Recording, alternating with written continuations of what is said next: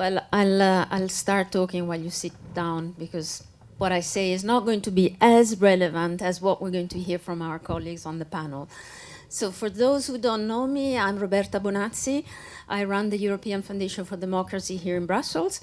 We've been dealing with a lot of issues that relate to the threat to liberal democracies, to the values and to the foundations of liberal democracies. When it comes to China, there's many thoughts, many images that come to mind. And what we wanted to do today with our panelists, guest speakers and experts, was to delve in some of these aspects and in some of the elements that should become a lot more relevant and about which Europeans and defenders of democracies should wake up and should become aware. Is the kind word. I'll stop being aggressive. But what we want to do, the title of this exchange today is China's lawfare. And with this title, we cover actually a very broad, potentially a very broad domain. I'm going to ask our panelists to start the discussion by exploring and breaking down the big scenario and the main topics. There's only 4 chairs, that's why I'm sitting here, but I felt it was probably nicer to have you here so I can control you better. But also we wanted to indicate that the format is meant to be relaxed. There's nothing rigid. We want to hear from our experts. They're going to make some introductory remarks, and then we'll open to questions. I am going to ask Roland Freudenstein to set a preliminary scene on our discussion. Roland Freudenstein is the founder and the director of the Brussels Freedom Hub, and we share a lot of concerns and a lot of ideas. So Roland, I give you the chair. No, you can use yours. Great. Roberta, thank you so much. Thank you all for coming here. You know, this is in a way the fulfillment of a lifelong dream, because I can start my remarks with a quote by Sun Tzu and actually make sense. You know, this Sun Tzu quotes have been inflationary over the last couple of decades in all kinds of presentations, and very often they don't make sense. So here goes. The greatest victory is that which requires no battle. You know, victory without battle. I mean, I think that's actually the idea behind lawfare. Utilizing weaponized domestic and international law, achieving your goals precisely without open military conflict. And that's what the Chinese Communist Party has been trying to do vis-a-vis Taiwan for a very long time. And we're going to delve into this in a bit more detail today. And my job here would be to introduce these terms of the One China principle and the One China policies. And the S is very important because there may be one China principle as postulated by the Chinese Communist Party. But there certainly are about 185 One China policies, because every country has their own. Now, what is meant by One China? Obviously, that Taiwan is not a separate nation, not a sovereign nation. Taiwan is not even legitimately, in that CCP perspective, not even legitimately master of its own fate, but part of the People's Republic of China. Taiwan disputes that, and we're going to go into more detail, as I said. But the One China principle, which according to the Chinese Communist Party should be binding for the entire world, is precisely this. Taiwan is not legitimate in its claim to be a democracy in itself. And as I said, this interpretation of the one China principle is shared by only a few countries in the world. Most countries have their own way to deal with this claim of the Chinese Communist Party, and here we come to the multitude of one China policies. And again, staying on a very general level, I would say the European Union, and most of its member states at least, has subscribed to what I would call the status quo kind of interpretation of one China policy, meaning that things are as they are. We have different claims. The People's Republic of China is the one that represents, that is a member of the United Nations. And we want to maintain the status quo. Taiwan is a democracy. Taiwanese should decide over their own future. And this is the important points at the end. Any change of that situation can only come about in consensus between Taiwan and the People's Republic of China, and certainly cannot be achieved by force or the threat of force. So, if we take that definition, the status quo definition, you would say that looking at the last couple of decades, and especially the last couple of years, the ones who are moving the goalposts in the status quo situation across the Strait of Taiwan is the People's Republic of China. And that, so in a way, sticking to the status quo means defending Taiwan against Chinese threats. I'm putting it into very general terms, and my colleagues will go into more detail later. I would just like to end with one example of how the People's Republic has recently tried to enforce what they consider the one China principle against Lithuania. We had the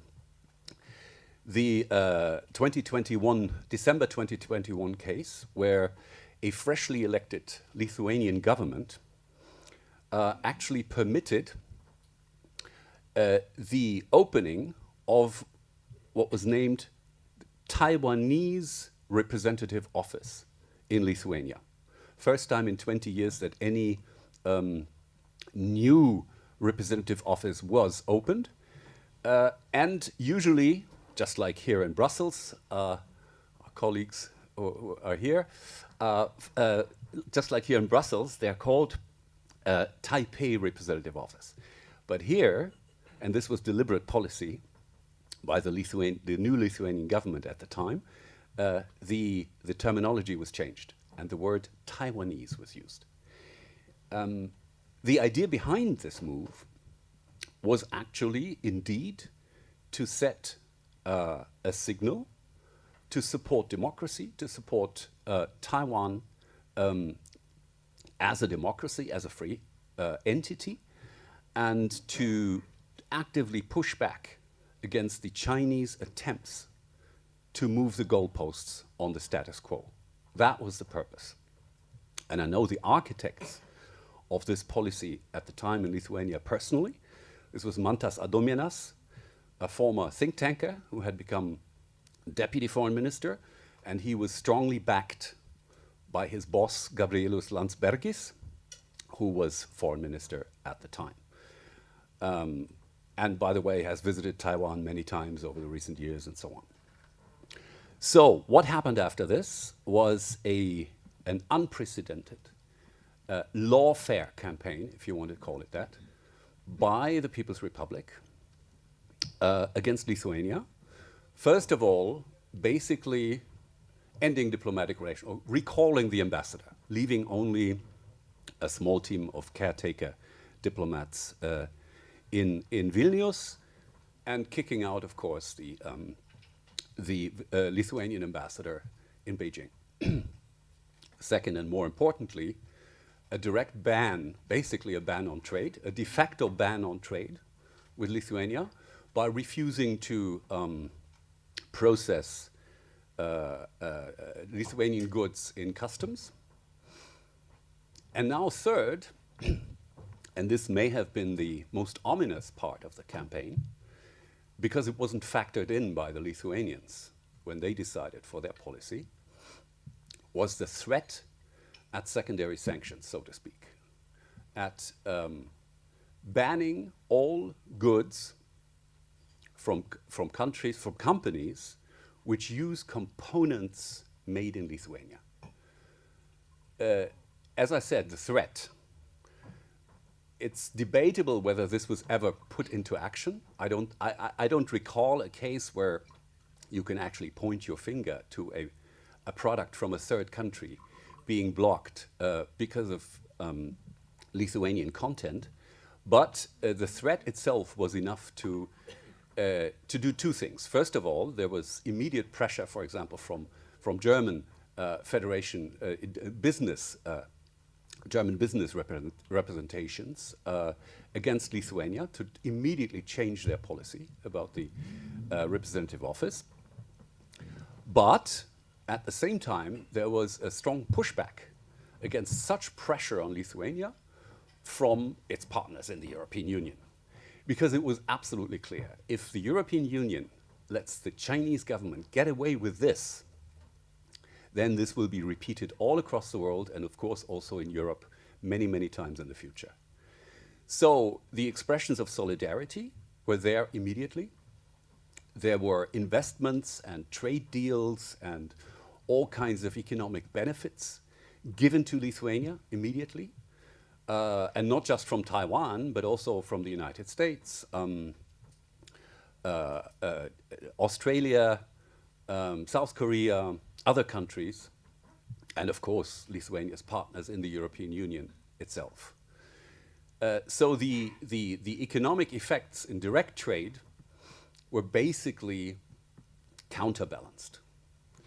And as far as the secondary sanctions were concerned, I think one could easily argue that the counter threat to use the anti-coercion instrument, the ACI, which had just been decided at the time by the European Union, was enough to prevent worse things from happening. But we'll discuss all this later on. I just want to say the pretty staunch reaction by the European Union has saved the day for Lithuania. And you know, whether a normalization of diplomatic relations and so on is happening now or not, we will see. There have been efforts made. There's a new government in place in Vilnius, which has declared its willingness to do so. But there have been a couple of incidents with espionage, with sabotage, where even the Social Democratic government in Vilnius had to react to Chinese interference. So we're in a state of limbo, I would say.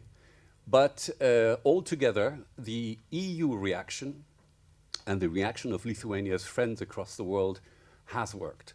So to conclude, as a response to Sun Tzu, I would respond with this allegedly Chinese proverb, may you live in, Chinese curse, may you live in interesting times, to the Chinese Communist Party.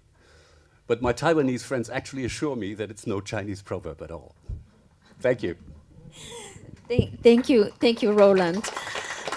As a stepstone or as a next speaker, I'd like to ask Deniz Güzel, who's a fellow at the Council on Geostrategy, to explore the legal dimension. Deniz has recently authored a very interesting paper on specifically on countering Chinese lawfare in the South Pacific, and in the Indo-Pacific, sorry. And I think is a very timely topic for this conversation. Deniz. Thank you, Roberta. Well, Roland, I'm a bit annoyed with you because you've taken my Sun Tzu quote, but I'll proceed regardless. Unfortunately, there's not many that I do know. That was my best one. Anyway, is my microphone okay? It feels a bit weird. Is that better? Oh, I feel a lot more smoother now. Okay, great. Yeah, so I mean, as Roberta says, my research is really focused on the use of law as a weapon. I'm a private practitioner, a solicitor, but I've kind of managed to kind of combine my interest in international relations and law by really focusing on how law has been weaponized by states and also non-state actors. I think it's really interesting because the legal domain, which I would kind of consider legal systems, rules, and norms, is increasingly becoming a key arena for strategic competition. With the decline of kinetic conflict, I think it's becoming an increasing medium for states to advance their interests. And while using law as a policy tool is not remarkable, it's been happening for a long time. I would say that we are seeing the kind of the sheer sophistication and intensity of law or lawfare, legal warfare, today, and that's because we're living in an era now where the information domain is increasingly important, and law kind of serves, allows states to, it uses the functions of law, of order, of legitimacy, as an instrument of power, to allow states to operate effectively within the information sphere. Perceptions of legitimacy and legality are even more than ever. We're seeing it, in many conflicts today, and lawfare is a significant part of major conflicts. I mean, if we look at obviously in Israel and Palestine, we've got South Africa using the ICJ to kind of make claims of various war crimes, genocide in the ICJ. We've got and Israel themselves are very proactive in using law and defending their legal positions in various domains, whether it's in kind of media or whether it's in courts, but also using non-state actors using NGOs to target Iranian assets in the US, for example. There's a lot of strategic litigation that Israel has kind of supported. But also, of course, in Ukraine and Russia, for a long time, used lawfare, especially on the battlefield, to kind of disguise civilians and within kind of blur the line between civilian and military. And Ukraine, for example, have been very proactive in using investor-state litigation and a lot of claims in the in various international courts in order to kind of damage the legitimacy of Russia's actions. So there are law is a very important intrinsic part of states when it comes to asserting their positions when it comes to conflicts and geopolitical situations. And the reason why this kind of has brought me to China is because China is the most sophisticated kind of practitioner of lawfare. In fact, China has lawfare embedded into its policy. It's the term is faluzan, which was codified in its political work relations in 2003. And kind of the idea with faluzan is to kind of use law internationally, domestically, to gain support for its military actions and delegitimize the actions of its enemies.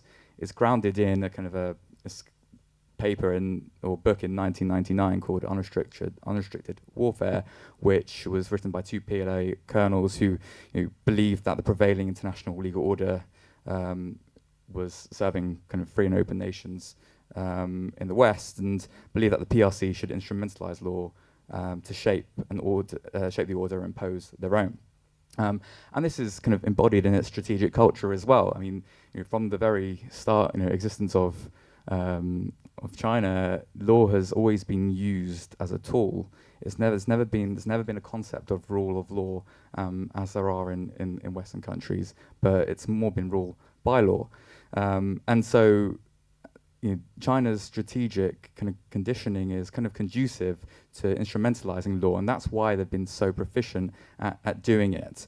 And this is reflected today. I've got a quote here from Chen Yixin, who was then the Secretary General of the Central Political and Legal Affairs Commissions, who says that the rule of law serves politics, and the PRC should use legal tools to protect the country's dignity and core interests.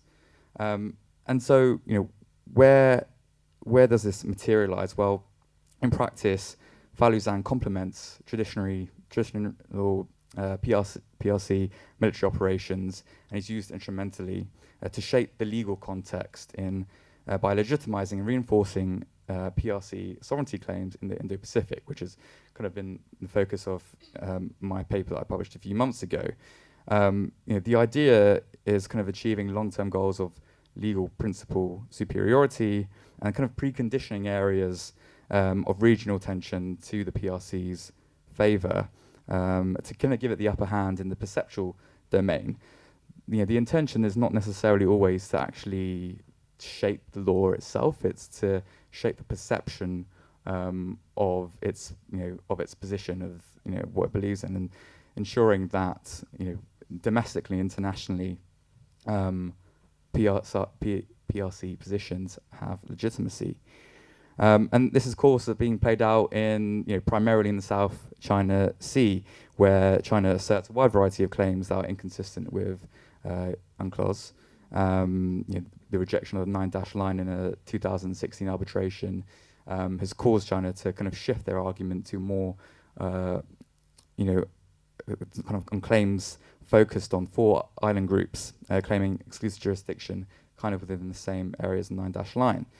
And I don't want to go too much into kind of the South China Sea, because I think focus maybe more here is with Taiwan. But China have falsely extended its jurisdiction by increasing enforcement, passing domestic laws to allow and legitimize enforcement, and detention powers, having widely drafted terms of jurisdictional waters, as well as various trade bans, for example. In the East China Sea, similarly, China has been using lawfare to kind of increase and adopt a more of an attritional approach to claiming the Senkaku Islands, which is administered by Japan currently, with kind of similar tactics and legal strategies that it's using in the South China Sea. And these are all important because China are using kind of these, I guess, legal battlefields as a way to see what works and what could work with Taiwan. The PRC has routinely used law to isolate Taiwan and legitimize its one China principle, but also to build the legal groundwork to legitimize future aggression and kind of unification, I guess, or restoration of unification with the mainland. Even today, I did see the Chinese defense minister's state his desire for the restoration of Taiwan to a bunch of military officers, and stating that it's an integral part of the post-war international order. So it's, I think, China's approach to Taiwan, we know what they want to do. Lawfare is going to be an important intrinsic part of allowing them to achieve that objective. And, whether it's to isolate China on the international stage. I think Roland, talks also about Lithuania and preventing states from, or making it less appetizing for states to have stronger relations with Taiwan. But also, China have been successful in reducing the number of countries with formal diplomatic relations with Taiwan from 22 in 2016 to 12 in 2025. So. That is a fundamental part of Chinese strategy, but also I think I don't want to talk too much about the anti-secession law, because I think my colleagues will talk about this in due course. But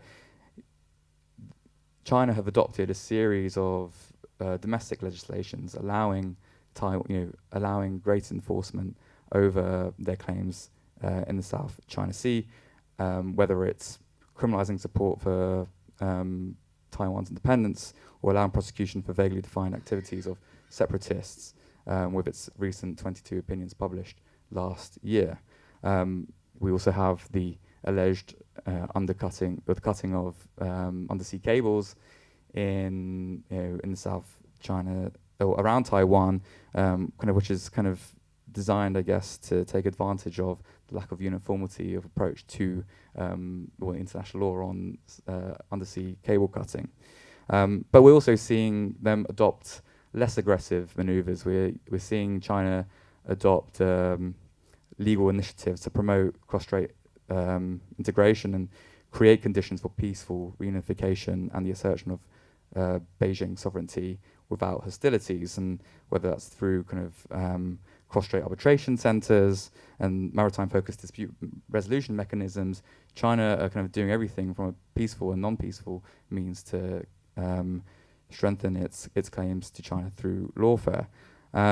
So I don't want to go too much into detail on that anymore, but I think China, we should expect that China is willing and able to kind of instrumentalize law, because this is their strategic culture and their kind of their strategy that's been entrenched in Chinese policy, is conducive to that. So we should be a lot more aware, especially when it comes to whether it's future legal domains such as the Arctic, cyber, or space, where China's also being very active in trying to shape the legal order, whether it's through international institutions too, where they're looking to kind of shape soft law and standards, which is a major part of their kind of overall policy to kind of shape the global order. So, I've kind of noticed, I think I've gone a bit too much over, but I'll pass on to my colleagues. But yeah, I guess just to summarize that, Chinese lawfare is incredibly sophisticated, and I think it will be increasingly more of an issue, especially when it comes to Taiwan. Deniz, thank you very much for opening the conversation on the legal dimension and specifically on China's lawfare. I'm going to ask Giugia Ferenzi to continue, take it from here. Giugia is a visiting fellow at the Martin Center and is also a professor at National Donghua University in Hualien in Taiwan. Thank you, Roberta, and thanks for having us, or having me, with such good friends and also making new friends. And it's good to see familiar faces in the audience. I was just wondering what else is left for us to say, since you guys covered so much in such great detail, but of course there's a lot more to say.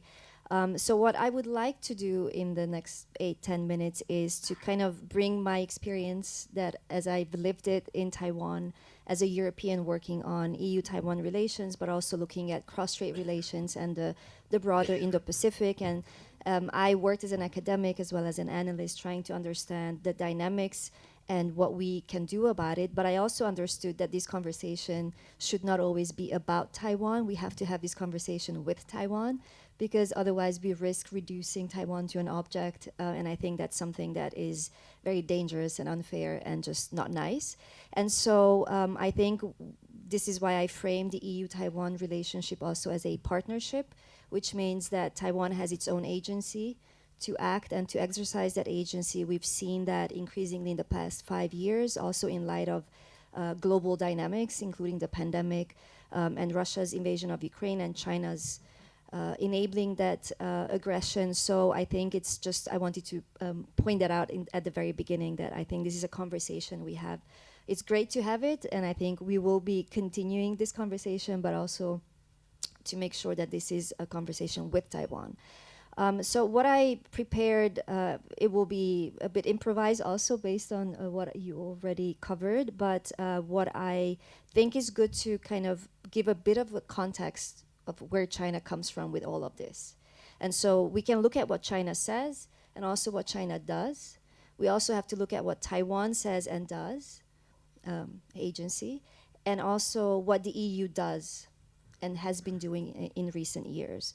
So in terms of Beijing's position on Taiwan, I'm sure this is things that perhaps are clear, but I think it's always good to kind of list them to make it very clear that for China, Taiwan is an internal affair, and there is no compromise on that. So we have to work with that reality. Also, that taking Taiwan is part of completing the great rejuvenation of the Chinese nation. which has been central for the past 3-4 decades. And so in light of that, Beijing claims that it has the exclusive right to define one China. And this is where the one China principle comes in, which, if I may quote Roland word by word, if you don't mind, is that there is but one China in the world. Taiwan is an inalienable part of China, and the government of the PRC is the sole legal government representing the whole of China. So that's on paper, and that's what China has been proposing as, and also kind of insisting to strengthen the claims, the legal claims of sovereignty claims over Taiwan. So we talk about Taiwan and China. I think we need to mention here the Taiwan Strait, because as a result of claiming Taiwan as its own territory, for China, the Taiwan Strait is also part of China, which means that we all know, perhaps not in exact figures, but at least 80-90% of the largest ships pass through the Taiwan Strait. Whatever happens in the Taiwan Strait is normally, those are international waters, but China claims that these are its own waters because it is a domestic affair. So this immediately takes us to the very logical conclusion that whatever happens in the cross-strait context goes way beyond Taiwan and China. So I think, I hope I don't come across as lecturing you, but I think it's good to kind of have this very clearly put down on paper so that we have this awareness why it is in our interest to care about Taiwan and to do something about the situation and to push back in response to the legal warfare that was already outlined. So the One China principle is there, but we also have the anti-secession law from 2005, which also says that, well, it's only 9 articles. So it sounds like it's a serious law, but in fact, it's more of a government communique. But the point of having the anti-secession law is, again, to legitimize those claims and to make it a stronger domestic affair, also for domestic consumption inside the PRC. So the anti-secession law says that it opposes and checks Taiwan's secession from China by secessionists in the name of Taiwan independence. And the second article also says that there is only one China in the world. Both the mainland and Taiwan belong to one China. So this is, again, the weaponization of law, of domestic law, because what China does is, in its bilateral relations and on the international stage, and now I'm going to what China does, that was the second point, is to shape the narrative along these lines and claim that this is this is a fact. This is a historical fact. In fact, that's what they say. And so this is with the idea to impose the view that what it does in Taiwan is a domestic affair. And it is also with the aim to strengthen the legal narrative that Taiwan is part of China, legitimizing sovereignty claims over the island and setting essentially a new normal. So where does Taiwan come in? Well, obviously, this is an everyday reality for the Taiwanese people and the Taiwanese government. And we've seen in the past years, I would say in particular in light of what has happened recently with China's support to Russia's invasion of Ukraine and also the increasing assertiveness of China at the Indo-Pacific. And also this goes back basically since Xi Jinping is in power, so over 10 years now. We see this increased awareness of Taiwan's need to invest in resilience.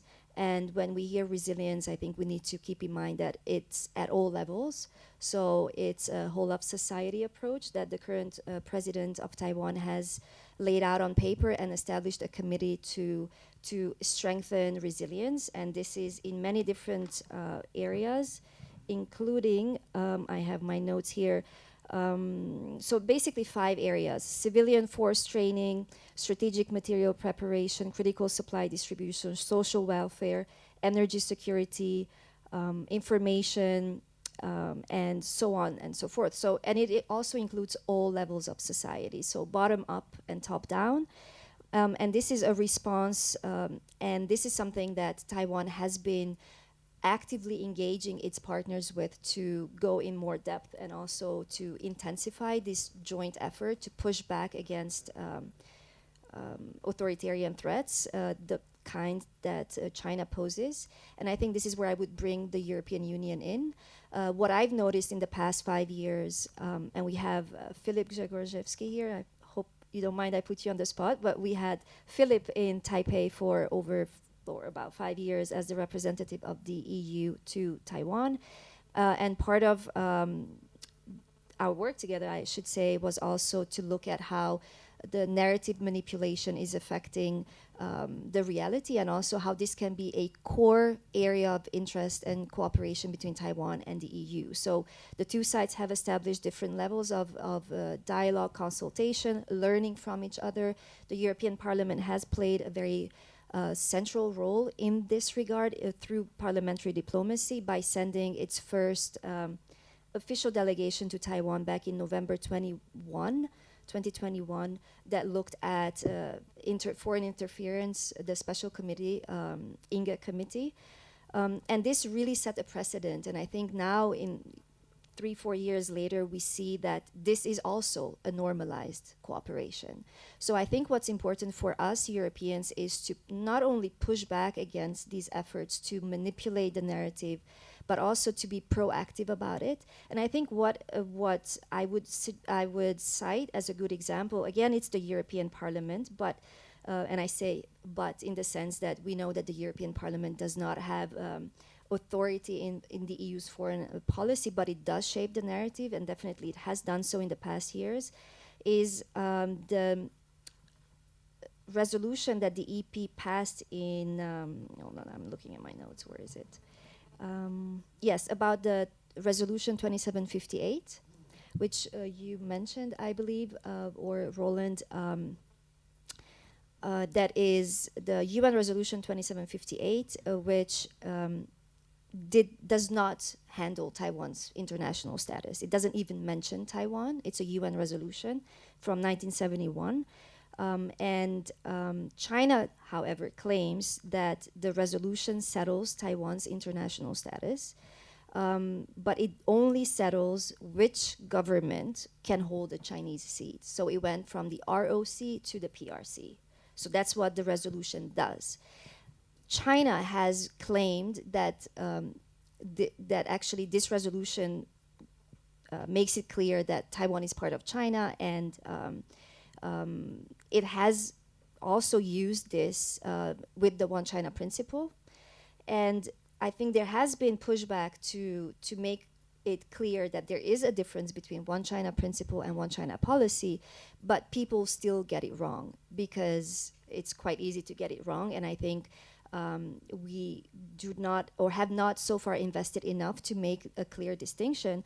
But essentially what the European Parliament did in November last year is to pass a resolution on the misinterpretation of Resolution 2758, in which it says that the EU's One China policy is different from China's One China principle. So this is the first time, and I think it's a very positive example and sets a precedent of the need to be clear with the language that we use, so that we not only push back, but we create awareness amongst our institutions and leaders that is required in order to support Taiwan in its efforts to push back, and also to create the momentum that is required and to send a message to Beijing that there are consequences to the effort that it does to undermine Taiwan. So clearly, the work is there for the European institutions to I think, become more strategic and inclusive in this effort to inform the public about the implications of China's aggression and assertiveness against Taiwan, that this is not a local issue, that we have our own interests to protect in the region. And so I think perhaps I stop here because I'm not sure how many minutes I spoke, because I always tell myself I'm going to look at the time and then I'm going to know, but I never do. So I think I've spoken enough, and I'm happy to speak in more detail about any further issues. Thank you. Juju, it's fine. Don't worry. I have the same problem when it comes to checking the time. So I wasn't really chasing you. You made a very important point when you said that China's lawfare and discussions about China are not specifically or exclusively focused on Taiwan, and I think it would be too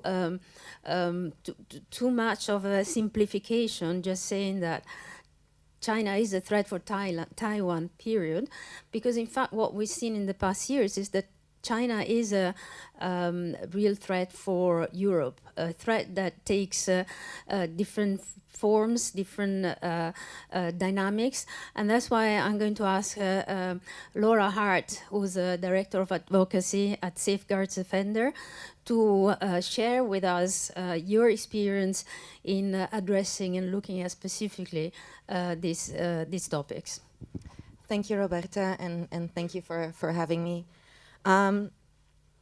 Actually, yes, I wanted to start exactly from the question you asked, why should we care about Taiwan, right? I think in our advocacy and our work, anyone who works on China, be it, in an institutional capacity, in an NGO, in a think tank, when we deal with wider society, that is a question that's often recurring, right? Is this far-off island? Why should we care about it? And obviously, one of the ways to talk about it is about, shipping lanes and how goods and services travel and what the issues would be. But another one is exactly to bring it back to the idea that, what happens in Taiwan today will not stay in Taiwan. And it always reminds me of kind of my how did I get into China issues, personal story. This was the end of the 2000s, 2008, 2009. I was doing an internship at the European Parliament. This is a while back. And there was a conference to which a group of Tibetans and Uyghurs participated. And obviously I'd heard of the Tibetan issue, was quite ignorant about the Uyghur issue at the time. But we had a great discussion, and I remember one of the participants, Uyghur participants, at the end of it said, please, whatever you can do to help us, it's really important, because if we don't stop the CCP from what they're doing to us in our homeland, they're going to come to you next. And I remember thinking, well, I'm all with you on the first part, like, yes, whatever I can do, but like the second part does seem a bit rich, right? Like, what are they going to do? Invade Belgium? Like, that's not very likely. But fast forward a couple of years, 2017, this was still the start of the mass internment campaign in the Uyghur region. This was still when, the only people really talking about it was the Uyghur diaspora. Like, people were still like, what's really going on? But so one of our friends asked, can we do an event at the Italian Senate? And sure, we found a senator that was happy to host it, had an Uyghur activist leader come over to talk about it. And I'll always remember this. He was, the Italian authorities were happy to let him go through the airport, roam around Rome for 24 hours. But the minute he was supposed to enter the Senate to do the actual briefing, we were surrounded, we were 5 people, surrounded by 20 Italian anti-terrorism police, who were very kind, by the way, asking for his ID, saying, sorry, sir, you'll have to come with us. You cannot enter the premises, and was taken away and again held for a couple of hours. He had German citizenship, so the German embassy intervened. He was released. Nothing bad happened, but he was not able to do the briefing that what he was supposed to do. Moreover, the Italian senator that was hosting us, who was quite upset at what had happened, because he rightfully pointed out that this was not only infringing the rights of the Uyghur activist, it was also infringing his rights as a representative of a sovereign people, right, to talk about whatever he wanted to talk about in that capacity. So he was quite adamant that he would bring, this was Dolkun Isa, into the Senate at any cost. He was like, even if we can't do it, you got to come in. You're my guest. This is, you know, basic hospitality, basic decency. But he was told by the personnel at the entrance that the very top of the presidency of the Senate had clearly instructed everyone that under no circumstances was this person, this terrorist, allowed to enter any of the Chinese institutions. So that for me was a kind of one awakening moment of, oh, that story almost 10 years ago where you said, like, if you don't stop them in our homeland, it's coming to you next. That's what you meant, and that is exactly what is happening. But it was also very instructive, I would say, to see how the CCP operates various levers of interference at the same time. So on the one hand, they were using their influence and the carrots, the promise to the top of the Italian Senate, the presidency, the promise of a visit to China, the promise of prospective economic trade deals, the promise of benefits. And at the same time, the threat of saying, you know, if this person comes in, if this person is allowed to speak, those benefits go away, right? And then it will be up to you to go and explain to your electorate why you lost all these prospective economic benefits with China. So we kind of saw the influence, the carrots on the one hand, and the sticks on the other. Another part, obviously, was when we talk about lawfare, within that scenario, already at the time, China's very apt use of other mechanisms, right? So we have the political influence and interference. We have the kind of economic carrots and sticks dangling there. And then we had the use of Interpol, because why was this person, you know, why was the anti-terrorism police intervening at all? Because this person had been placed on the Interpol Red Notice list, right? So we see kind of all those mechanisms working together in one single instance. And I would argue that since then, I mean, maybe it was just that my eyes were opened at that moment, but it's kind of the same mechanism that we see repeating itself over and over again. And so I won't talk too long because there's too many things that we can go into here, and I hope it can be part of the discussion. But when we talk of China's interference, foreign interference, at least the way we look at it in Safeguard Defenders, while we are focused on the repressive element of it, it's really crucial, I think, to understand that the influence and the repressive part of it are really two sides of the same coin.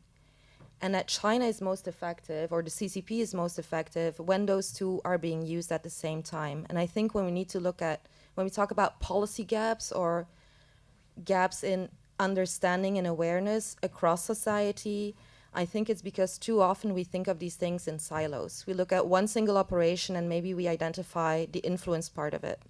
Or we look at another and we identify a very specific repressive incident. But it's understanding how those things work together at all times and are mutually enforcing that seems really crucial to me if we want to start addressing these things in a more adequate manner. Now, there's a whole series of methods, obviously, that China uses to, in the end, I would say its overarching goal is to set and control the narratives and the foreign policy environment in which it operates. The underlying goal, obviously, is that the CCP wants to remain in power, and that they very clearly and openly have set themselves the objective to rewrite the international rules-based order, to rewrite the global order and kind of dictate what that looks like in the future. So within that framework of foreign interference, what we see in terms of the repressive side of its operations, I mean, we've heard about lawfare, which is being used at, I would say, national, multilateral level a lot. We obviously see cognitive warfare, both on the propaganda, again, influence side, but also very active discrediting operations, disinformation operations, and censorship. And I think sometimes we're focusing still too much on the propaganda and influence side of it, but not necessarily looking enough at the censorship and the disinformation part of it. Obviously, we see active espionage at all levels. This may be companies against institutions. I mean, it's becoming, I think about every week now, there's a story coming out of some massive operation by the Chinese authorities or its proxies, mostly against the institutions. But again, we see cases of espionage against various actors, be it diaspora activists, be it human rights organizations, think tanks, members of parliament, subnational politicians, and institutions. Economic coercion, we've heard the example of Lithuania. It's obviously not the only example. I think there again, the stories that most often make the news are stories of economic coercion at a national level, at a state level, but we see the same thing happening at a sub-national level. Again, carrots and sticks, you know, dangling potential benefits, sticks threatening to take them away. But we also see it at a very individual level. And the interactions between those two, I'll go back to an Uyghur example. At a certain point, I also work with the Interparliamentary Alliance on China. So we were doing,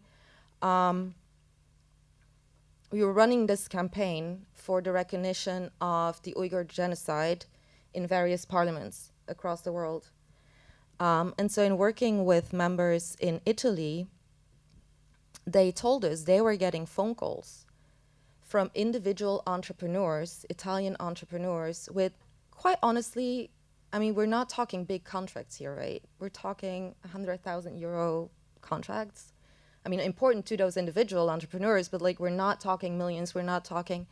And those entrepreneurs had been approached by, you know, colleagues or counterparts in China to then in turn, please call their elected member of parliament and be like, well, you don't really want to do this genocide thing, right? Like, let's not talk about it. So these things really happen at every level. We see other forms, obviously, of parliamentary interference. Again, IPAC is uniquely placed because it's a global network. It's now present in 45 countries, approximately. It's a fluctuating number because the CCP obviously keeps trying to interfere with it. And beyond the economic interference, we see active, on the one hand, trying to take members out of it by inviting them to Beijing or offering them benefits. But we also see active threats. We see pressure on their party presidencies. We see pressure on their governments, again, with the threat of economic coercion if a single member of parliament does not leave an international alliance. So all these things are happening all the time. And last but not least, and that is actually obviously what my organization, Safeguard Defenders, focuses on, is the extensive and growing pressure on the diaspora.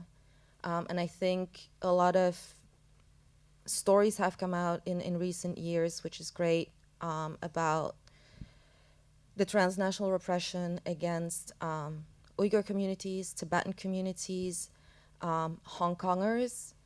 But it is, I think, an issue that really touches every single member of the diaspora in one form or another, be it through censorship, be it through self-censorship because of the climate of fear.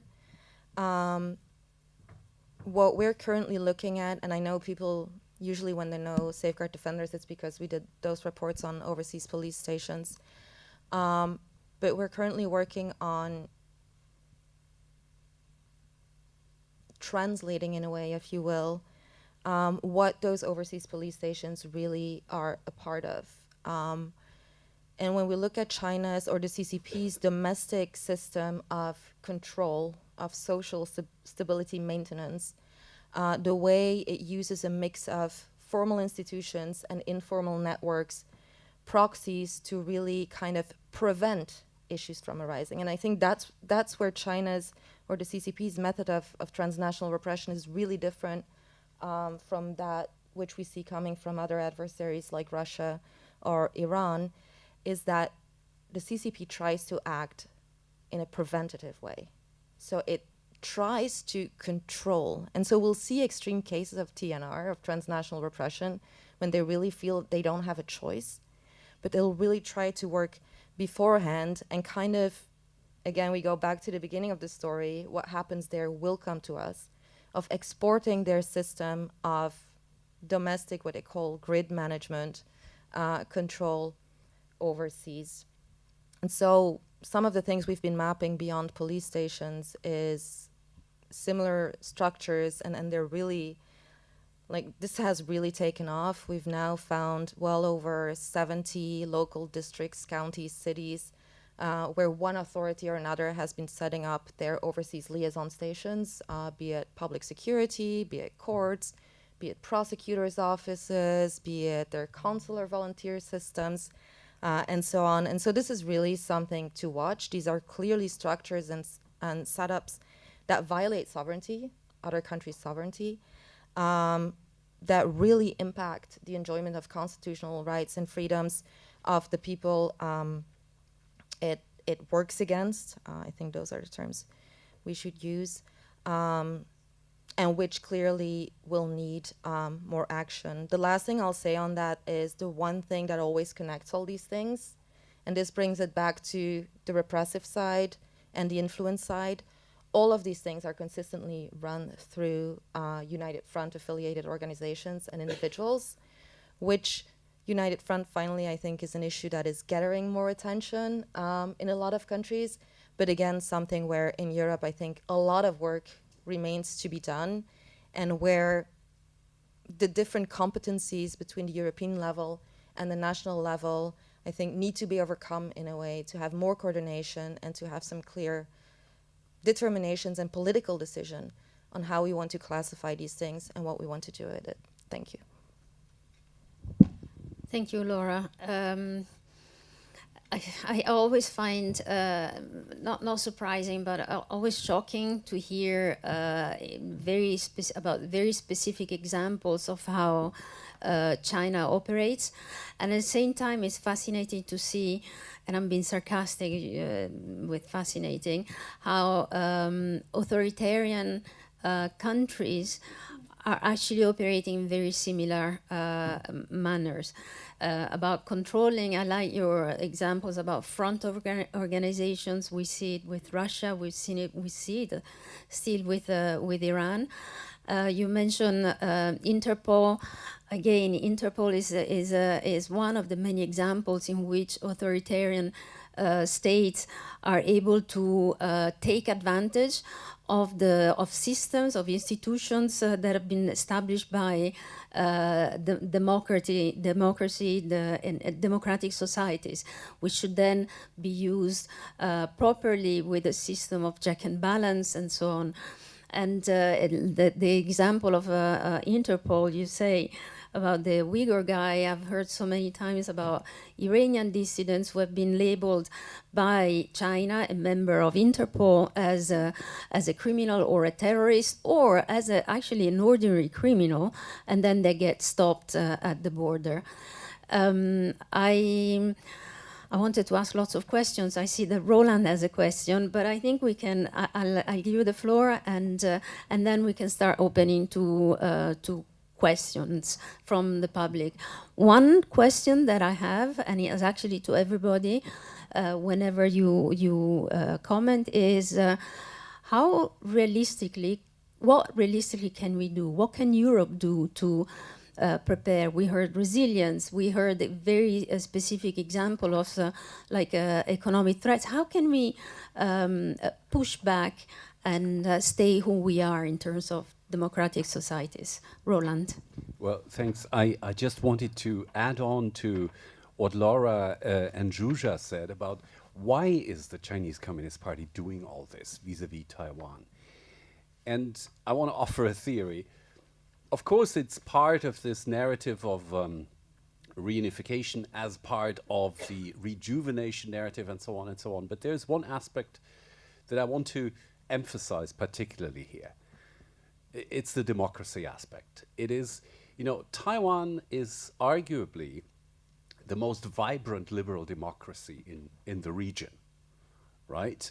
And one of the most vibrant liberal democracies in the world.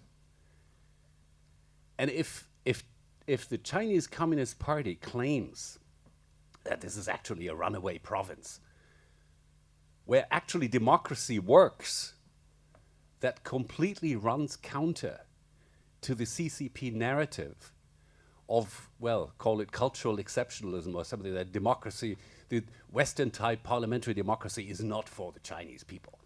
You know, Taiwan is living proof that this is nonsense. And that's why they are in such a hurry also to take over, if possible, of course, without the battle, as we said before. So that's just, I think, an important point to keep in mind, and at least that's my theory, my interpretation of what's happening there. And as to what we can do, I'll leave it to my colleagues. I need you to. I would have ideas, but...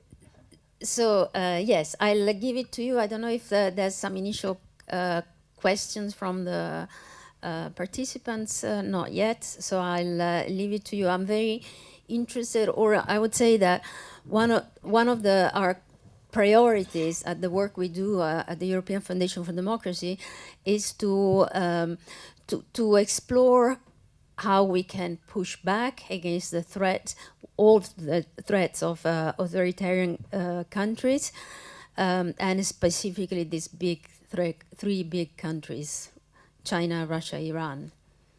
So feel free to... Yeah, I can just give maybe, given that kind of my background's kind of more on the general lawfare aspect, I think what's important in terms of countering Chinese lawfare in the Indo-Pacific, but also maybe specifically Taiwan. I will try and tailor it more to Taiwan as much as I can with this answer. I think there's three main things. I think the word resilience has been used. I think I always like to use the term legal resilience, which is a term that has been used a lot more now, and it's also a term that's been picked up by NATO, in particular the Office of Legal Affairs, who are very much aware of the importance of ensuring that kind of existing domestic and international legal kind of frameworks are kind of robust and adaptable. I guess you can call it legal anti-fragility in a sense, because this would allow us to kind of understand what the vulnerabilities are and kind of crucially understand how the PRC actually operates across the legal domain. So, I mean, kind of one of the examples kind of I used in terms of the undersea cable cutting that the PRC has been kind of alleged to have conducted in the Taiwan Strait, but also Russia has been alleged to do it in the Baltic. This is as a result of inconsistencies within various states, or Western states, well, free and open states, who kind of have different interpretations of the international law on sea cable cutting, and it allows a country like China and also Russia to take advantage of that and cause confusion and kind of get away with committing acts that kind of are harder to kind of pinpoint as illegal. So that's kind of one example. But just having I think what's really important is having a very deep understanding of Chinese legal viewpoints. Given kind of China's civil military fusion, I think it's really important that we really understand kind of and analyze Chinese texts, legal texts in particular, academic texts on lawfare, and various aspects of international law. China have invested a lot of kind of resources into enhancing their legal capacity, whether that's funding more scholarships for legal academics, involvement in conferences, international moot competitions. China are very aware of enhancing their legal capacity, and so giving them the ability to develop various legal arguments in different domains. And I think we need to be resilient to that. So, for example, I think there's been a couple of academic texts by Chinese academics who've discussed kind of the idea of a kind of a Taiwan basic law, kind of modelled of Hong Kong basic law. So, and also, for example, with the Chinese Coast Guard law, the definition of what was considered jurisdictional waters was, was left deliberately vague. But if we were to look deeper down into how Chinese courts have interpreted the terms jurisdictional waters, or looking at the draft law that was kind of published and then removed a long time ago, a lot before the actual law was enacted, it would show, you would understand that jurisdictional waters actually mean a lot broader than just what's typically understood as granting sovereignty, including continental shelf, including the EEZ. So that's legal resilience. I think being vigilant as well. Legal vigilance is kind of another aspect that's quite important, and that's just generally having an increasing awareness of monitoring of what exactly is going on. I mean, the Taiwanese are of course fantastic at doing this, but I think working with Taiwanese colleagues to really understand what actions are being taken, what legal actions are being taken, and being able to kind of develop a response to that. And something like this would need to be institutionalized. It couldn't be done in an ad hoc manner. It would have to be carried out in a way that's very much embedded within the kind of state institutions, whether it's through NATO or whether it's through individual states. And I guess probably the last thing I would say is kind of the third pillar, I guess, would be kind of developing a legal arsenal. And I think Western states, or I mean, Western's not the right term here, but I guess free and open nations should be a lot more willing to be more assertive when it comes to delegitimizing the PRC internationally. I understand diplomatically there's always challenges there, but I do think that having more assertive stance on actions taken by the PRC, especially with regards to Taiwan, whether it's legal, whether it's or not. I mean, I think it's important to be proactive in that sense, and yeah, I mean, I think those I kind of stop it there in terms of what I think from a general perspective, what lawfare should be, how lawfare should be dealt with from a China context. But yeah, I think it definitely needs to be institutionalized, and in order for Western states to be a lot more legally resilient. I couldn't agree more, especially on the topic of being more assertive. I think as Europeans, as liberal democracies, we should not be afraid or ashamed of being assertive on what the values are and how we function, and set very clear limits. You mentioned almost parallel societies when you have police stations or a form of controlling diaspora communities across Europe or in key European countries. It's very interesting because it shows the naivete in a way of the Europeans or of those countries who accept this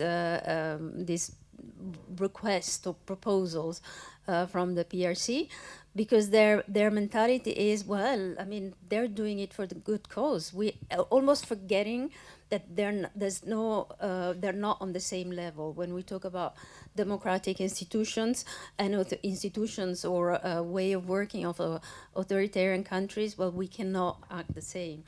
So please jump in. Thanks. Yeah, I just wanted to make a quick comment to what you said, but just to be clear, there is no final evidence that any European country consented to setting up these kind of liaison stations, right? Especially the police service stations. I'm saying no conclusive evidence because, I mean, there's some arguable doubt about how much the Italians did or did not know, but we'll give them the benefit of the doubt when they said they did not.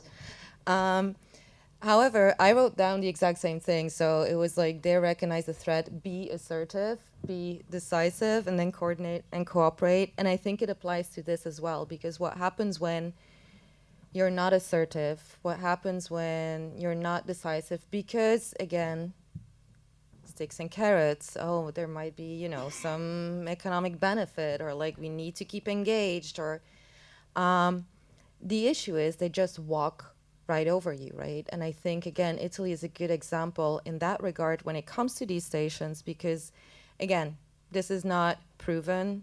This is something that sources say, but over the past year, after a bit of a lull, you know, after the whole police station thing came out, obviously, it feels like the CCP did lay low for a second. But after that lull, they came back with a vengeance, and we heard, you know, they were having these very frequent meetings at Italy's interior ministry, and suddenly they're like actively engaging with Italy's magistrates, top magistrates at the Supreme Court and so on, and you're like, what's all this about? And obviously, on the one hand, they're again trying, you know, lawfare, trying to enhance or create new official means of cooperation to kind of undermine the progress that is made.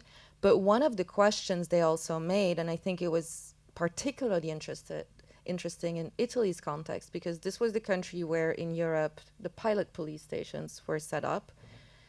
This was the country that had the most of those police stations that we could map. I'm not saying that was true, but the ones that we mapped.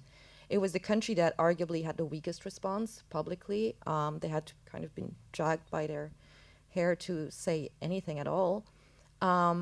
And allegedly, the Chinese authorities thought it was perfectly fine to ask them, obviously not for like informal meetings, not publicly, whether Italy could now give its authorization for these kind of service stations. So they wouldn't call them, you know, public security liaison stations.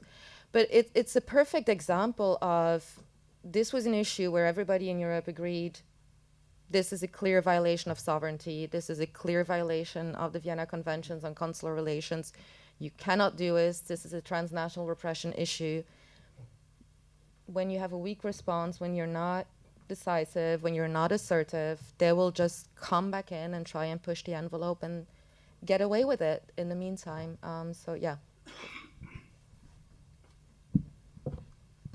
I just wanted to come back to one point, also address your question, but also I think if I don't mention what I'm going to mention, it would be incomplete, because I did talk about the anti-secession law that goes back to 2005.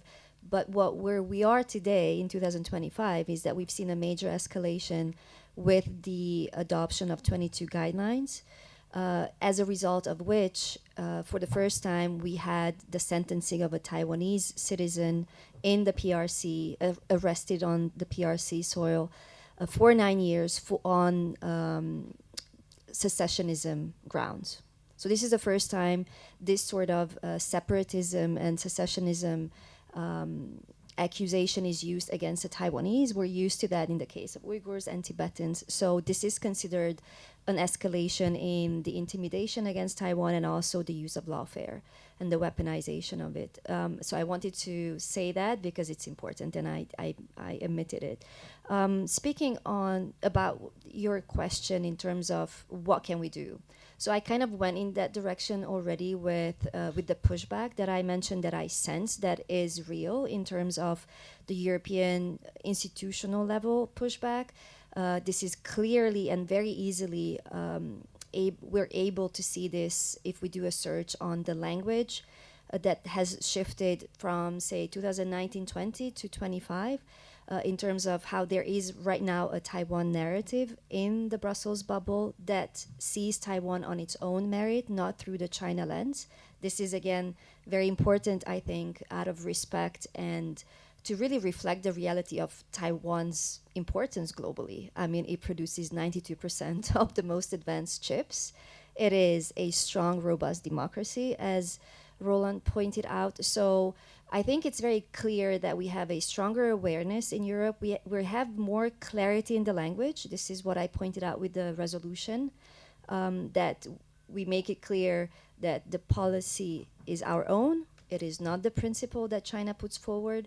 But I think where the problem is, it's also the reality that the EU as such is divided among member states, and it's the China factor. So that's the reality that's not going to go away, but we need to manage it better. And I think where we struggle is consistency. So if we don't push back with consistency against the attempts to manipulate the narrative and shape our own thinking through cognitive warfare, I think we're not making any progress.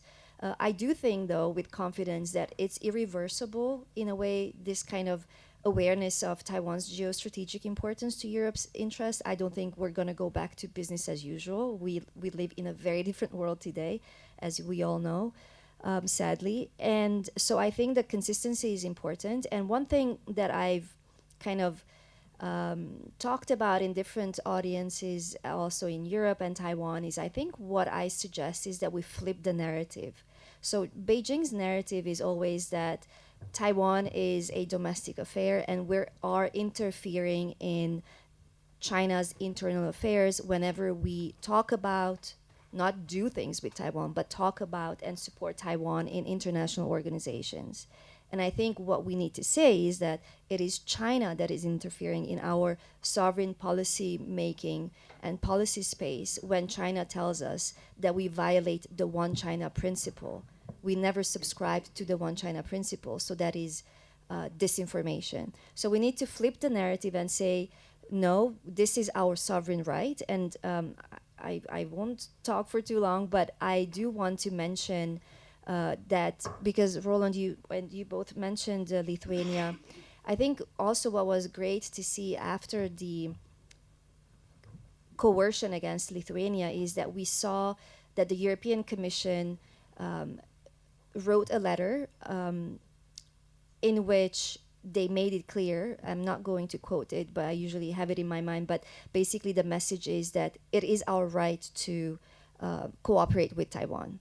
So this, I think this is the language that we need to use, and this is where we need the consistency. So I'll stop here, but that would be my answer, my longish answer to your question, but incomplete, I'm sure. Thank you, that's fantastic. Any questions? So I'll ask one more question since I don't see hands. I agree with what you've all said about the response or the attitude towards China and towards Taiwan having changed a lot in just the past 5 years or since COVID.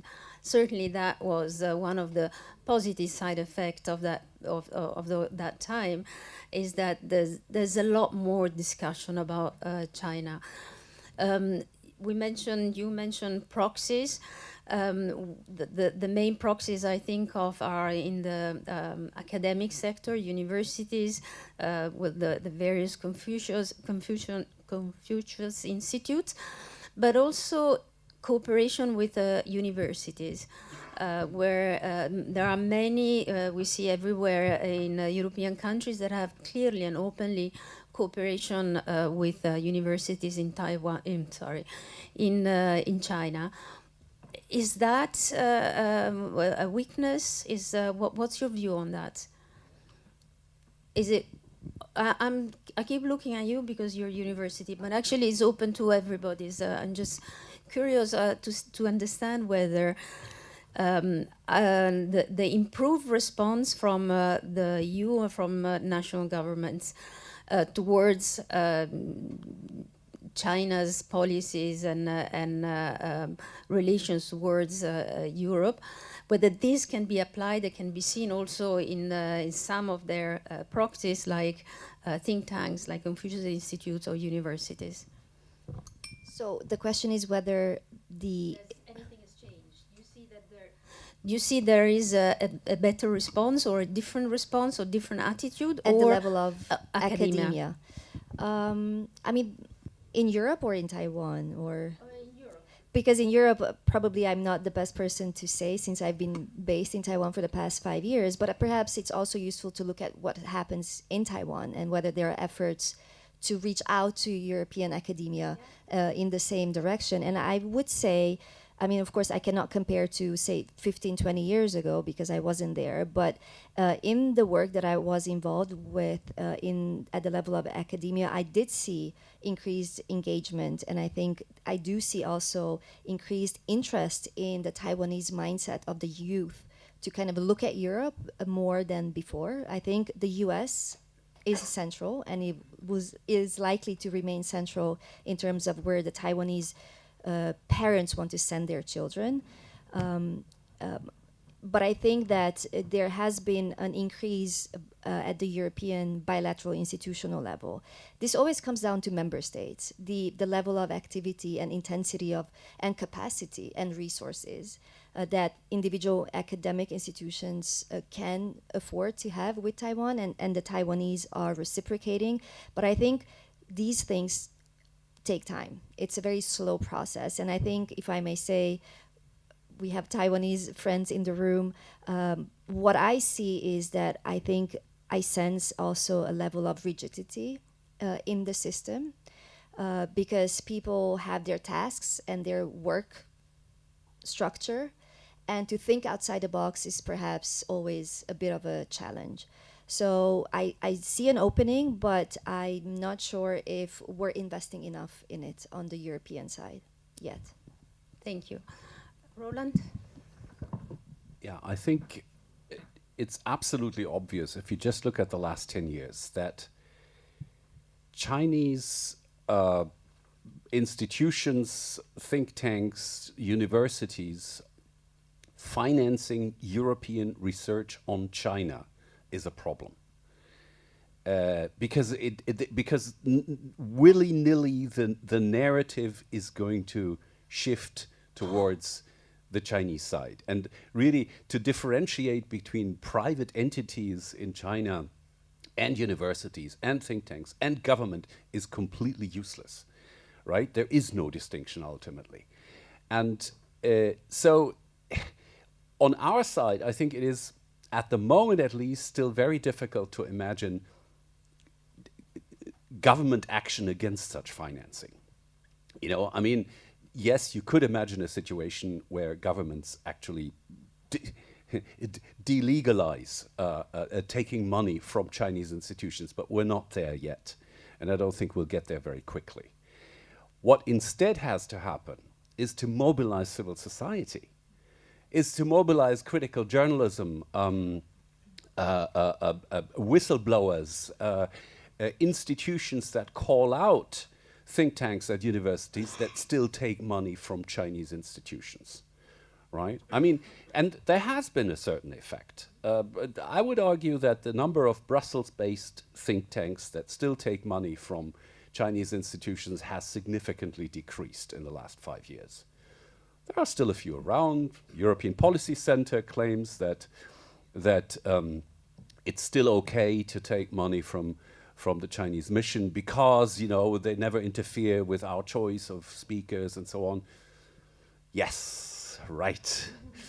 But this is getting more difficult to legitimize in Brussels. Why?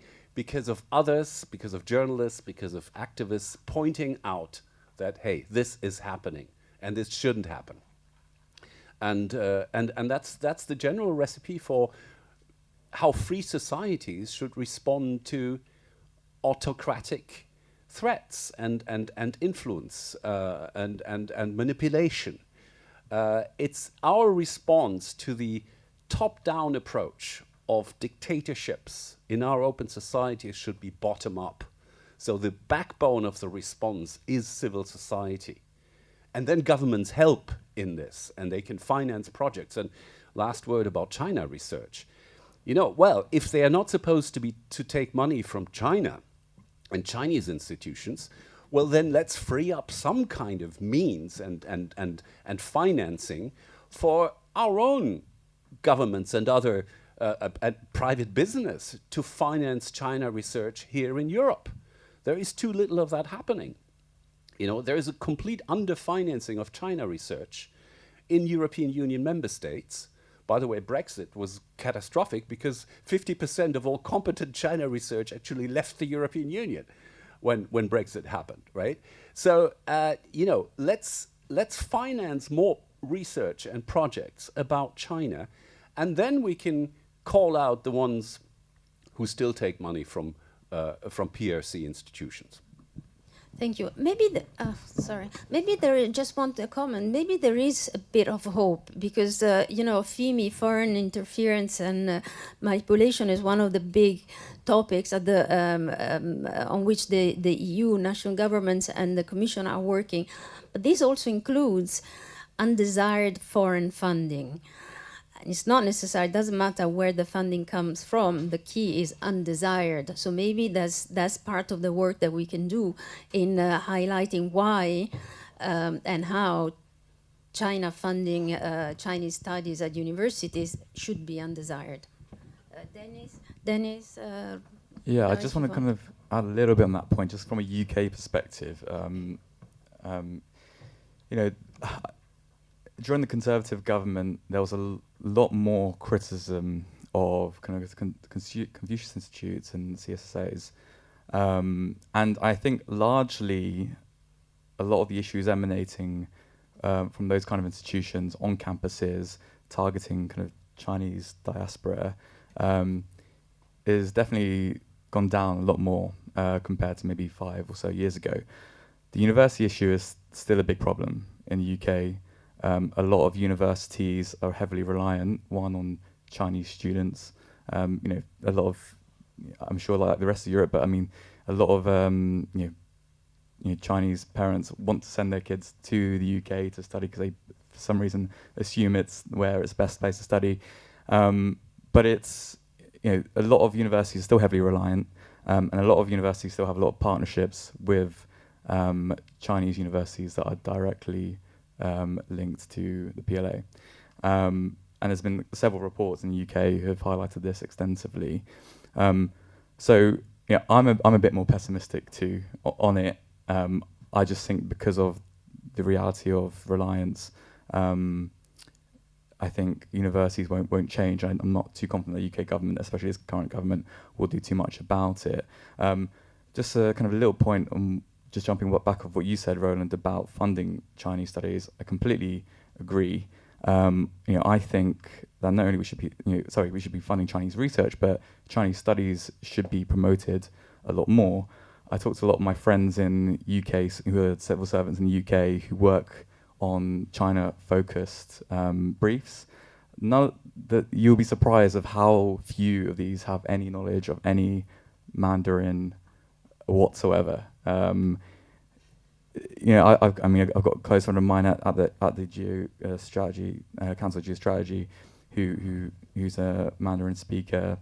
You know, grew up in the UK, but a Mandarin speaker, and she just tells me, you know, she talks to all these, you know, civil servants who are heavily involved in China policy. None of them can speak any Mandarin, and I think it's so important. You know, I was talking earlier about, you know, legal vigilance, legal resilience, and, you know, being able to understand, read Chinese text, being able to understand what is coming out, what's being pumped out by academics. It's so important to understand the direction that China's going in, the legal positions that they want to hold.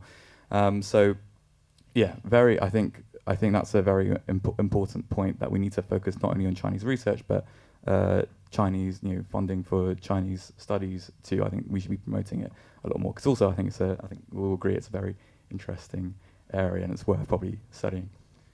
Thank you. Would you like to have some conclusive? I'm aware that we're past our time, but please, if you have. Thank you.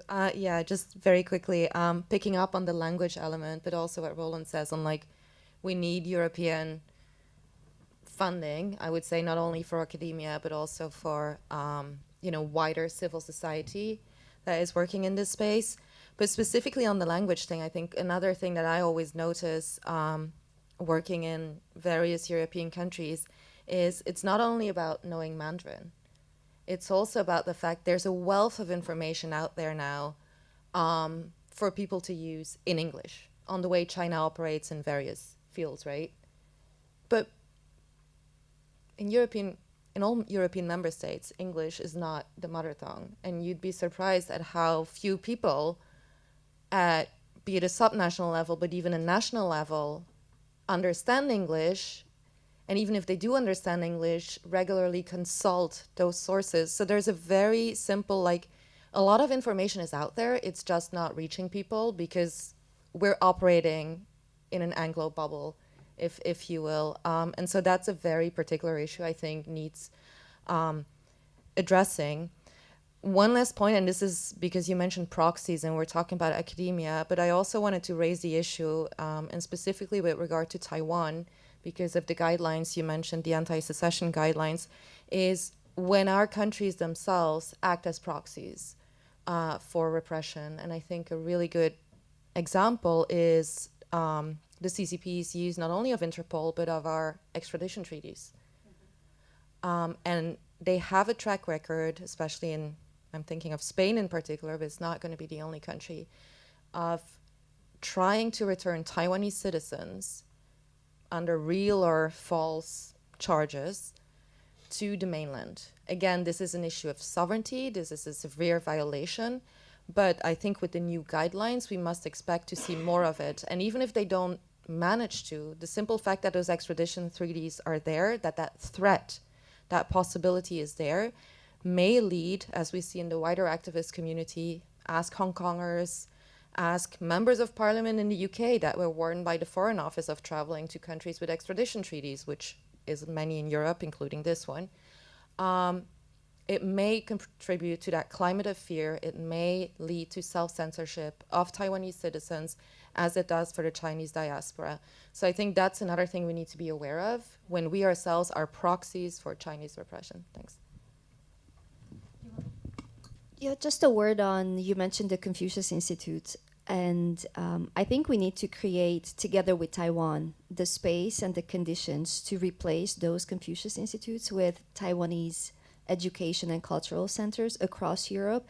This can, this is a big ask, and this is I realize this cannot be done overnight, but it does take both sides to work this out. And this is, again, where I kind of put it on the Taiwanese side to exercise that agency and come up with that sort of initiative and work it out together with the Europeans to create this sort of new setup, which really helps the Europeans to work on that China competence that is not only linguistic. And I think we also need to understand that we assume that if someone speaks Chinese, that they understand the PRC. And we also assume that a PRC expert understands Taiwan. That's another thing. It's not the same thing. So perhaps that's my concluding remark, and also to thank you for bringing us together, and I look forward to having more of this in Brussels. Well, actually, I'm almost moved. I wanted to say thank you, guys, for how well you managed to give a very, I was going to say broad picture, but actually very detailed description of the key issues and the key concerns. And we were talking briefly before we started the discussion. Maybe it's time that we start a regular series of discussion in order to explore and expand these different topics. So I'm really grateful for your time, for having been here with us. And of course, I'm grateful to all of you for your participation. We'll keep you posted on the next episodes.